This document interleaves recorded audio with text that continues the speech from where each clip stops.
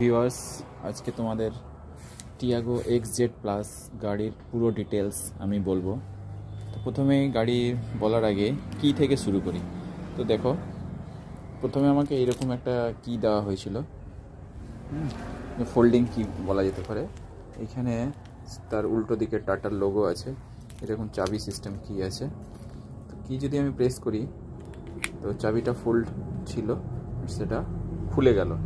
এইবার সামনের দিকে দেখো, এখন কিন্তু গেট লক করা আছে বলেই খুলবে না।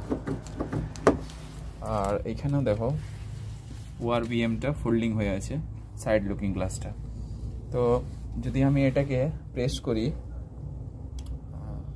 এইটা ওপেন লক, তাহলে দেখো খুলে গেল। ওকে, এইবার আমি যদি গেটটা টানি তাহলে এটা খুলে যাবে। এই যে অটোমেটিক খুলে গেল। আবার লাগিয়ে দিলাম, আবার ধরো এটা আমি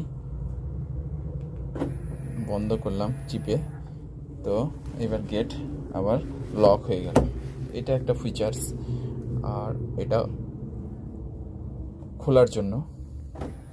আর মাঝখানেরটা হচ্ছে লাইট, যদি আমি টিপি, দেখো সামনের দিকে লাইট জ্বলে গেল, সামনের দিকে একটা লাইট জ্বলে গেল।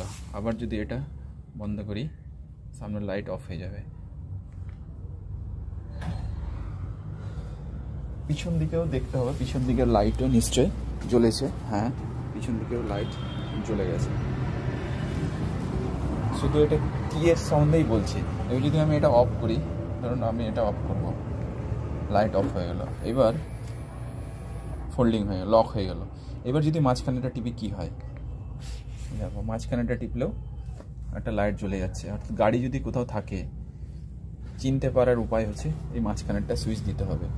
অনেক ভিড়ের মধ্যে গাড়ি থাকলে রাত করে গাড়ি চিনবো কীভাবে, তখন আমি এইটা দাবলে জ্বলে যাচ্ছে লাইট, তখন বুঝতে পারবে যে আইডেন্টিফাই করতে হবে এটা আমার গাড়ি। আবার এটা চিপলাম, বন্ধ হয়ে গেল। এবার দুটো যদি একসাথে চাপি, এই ফোল্ডিংটা বন্ধ করে দিই, এবার দুটো যদি একসাথে চাপি, এইটা আর এটা, তাহলে কি হয় দেখা যাক। তাহলে দুটো কি আমি একসাথে চাপবো, তো ফার্স্ট এই কিটা আর এই কিটা, তাহলে দেখো কি হয়। দেখো গাড়ি সাউন্ড করতে লেগেছে, এরকম সাউন্ড চলে আসবে। এবং যে এটা আছে সেটাও হয়ে গেছে, ORVMটাই ওপেন হয়ে গেছিলো এবং বন্ধ হয়ে গেল। তো এইরকম আইডেন্টিফাই করার জন্য কি থেকে আইডেন্টিফাই করা যেতে পারে।